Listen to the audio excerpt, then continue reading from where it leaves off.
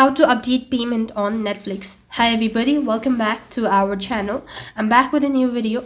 In this episode, I'll let you guys know the ways to update payment on your Netflix account. In order to update your payment information on Netflix, you could follow the steps.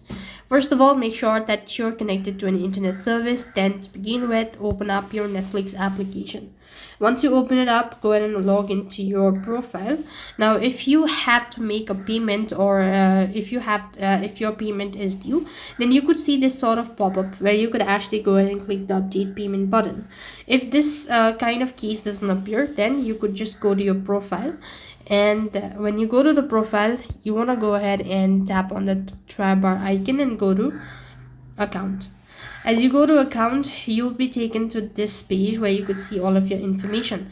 So over here you could see this your next billing is on 8th February. So you could just go to this section and then you could just go ahead and enter in your card details, save your payment method information, all that, and within couple of seconds your payment will be updated.